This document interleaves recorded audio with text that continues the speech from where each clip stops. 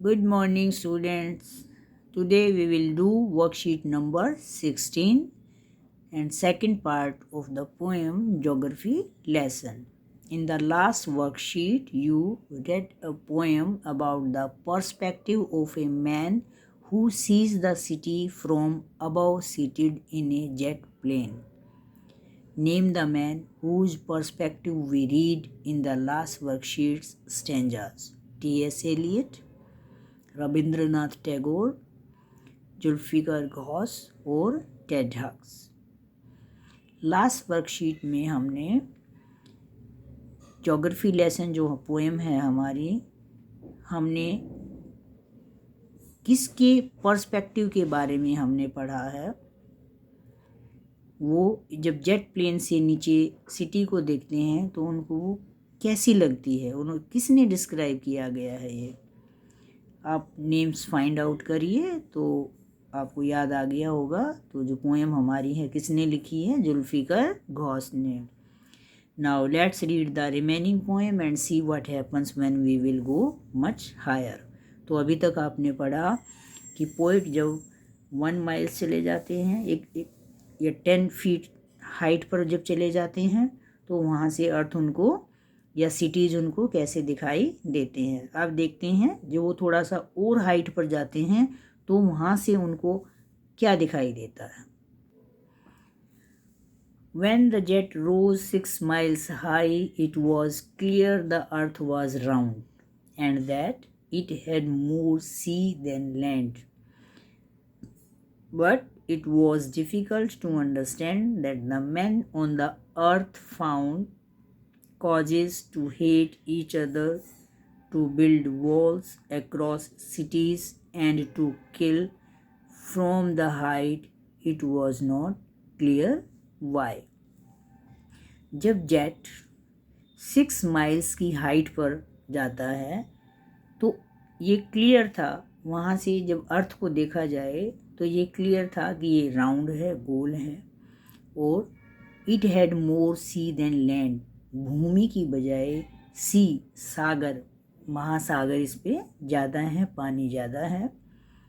But it was difficult to understand, लेकिन ये समझ में नहीं आया कि जब ऊंचाई से, हाइट से जब हम अर्थ को देखते हैं तो वो एक दिखती है, तो जो मैन हैं अर्थ पे आकर वो क्यों एक दूसरे से हेट करते हैं, एक दूसरे से नफ़रत करते हैं। To build walls across cities, और अक्रॉस सिटीज़, सिटीज़ यहाँ पर सिटीज़ से मतलब है कंट्रीज़, देशों के बीच में बॉर्डर बन जाते हैं, बाउंड्रीज बन जाती हैं, वॉल्स बन जाती हैं। ये उनकी समझ में नहीं आया। From the height it was not clear why. कितनी हाइट से, 6 माइल्स की हाइट से जब वो देखते हैं अर्थ को तो उनको ये समझ में नहीं आया कि जब अर्थ है, लैंड है, वो एक है, तो यहाँ जो इंसान रहते हैं, मनुष्य रहते हैं, उन्होंने अपने आप को बाउंड्रीज में, बाउंड्रीज से कंट्रीज में, सिटीज़ में क्यों डिवाइड कर लिया है, क्यों एक दूसरे से वो नफ़रत करते हैं। Let's do the questions. What was the height that the jet attend, कितनी हाइट तक जेट जाता है बताइएगा। 10,000 फीट, 10,000 मीटर्स, 6 माइल्स और 6 किलोमीटर्स, तो 6 miles. What does the poet learn about the earth, वहाँ से जो हाइट से, 6 माइल्स की हाइट से पोइट अर्थ के बारे में क्या लर्न करते हैं।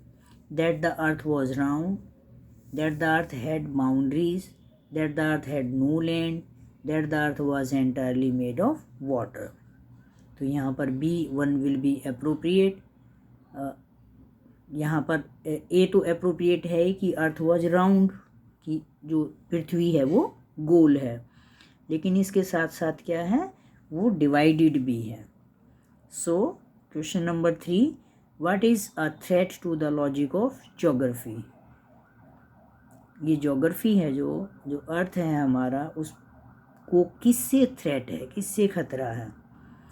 मैन, वाटर, एनिमल और लैंड। तो यहाँ पर आप मैन कहेंगे, Make a list of the rhyming words from the above mentioned stanza.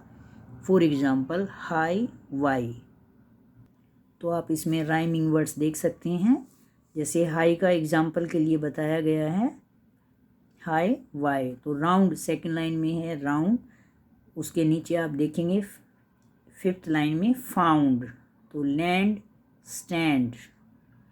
तो इस तरह से आपको ये एक जैसे राइम वाले वर्ड्स फाइंड आउट करने हैं, राइमिंग वर्ड्स फाइंड आउट करने हैं, और इसके साथ साथ आप एक्सरसाइज भी करेंगे।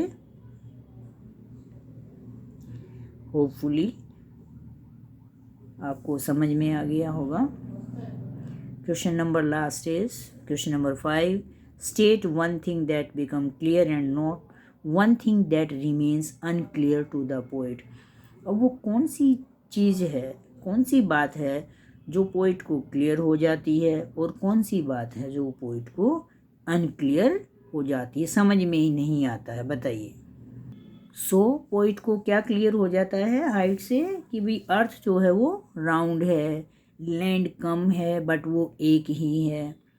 इसके साथ साथ जो क्लियर नहीं है, समझ में नहीं आता है, वो यही है जो पृथ्वी एक है तो लोगों ने इसको बाउंड्रीज से क्यों बांटा हुआ है, क्यों एक दूसरे से वो नफ़रत करते हैं, क्यों एक दूसरे को वो किल करने की कोशिश करते हैं, ये बात पोइट के समझ में नहीं आई है। तो होपफुली आपको क्लियर हो गया होगा। एक बार फिर से मैं रिपीट करती हूँ। First of all, how everything looks from sky. सबसे पहले तो वो यही देखते हैं कि स्काई से सब चीज़ें, चाहे वो सिटीज़ हैं, रिवर्स हैं, अर्थ है, वो कैसी लगती है, कितने भाग पे लैंड है, कितना पानी है। और सेकंड जो उन्होंने ऑब्जर्व किया वहाँ से, हाउ सिविलाइजेशन वाज सेटअप, कैसे सिटीज़ बनाए गए हैं, अनप्लैन्ड हैं, हेफाजेडली हैं, कोई स्टाइल नहीं है, कोई प्रिंसिपल्स नहीं है, सिद्धांत नहीं है।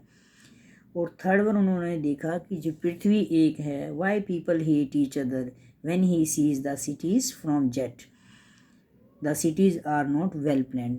सिटीज़ तो वेल प्लान्ड है ही नहीं है, लेकिन पृथ्वी एक है तो लोगों ने इसको डिवाइड क्यों किया है, क्यों बाउंड्रीज, बॉर्डर्स बनाए हैं देशों के बीच में, और क्यों एक देश दूसरे देश से नफ़रत करता है, उसको जीतने की कोशिश करता है कि भाई उसकी कब्जा कर लो या उसको हरा दो या उसको मार डालो। तो ये चीज़ें उनको क्लियर नहीं हुई है। होपफुली आपको ये पोइम समझ में आ गई होगी। तो आप इसको ज़रूर रिसाइट करें, रीडिंग करें इसकी, और ये वर्कशीट अपनी नोटबुक में ज़रूर करिए। Thank you.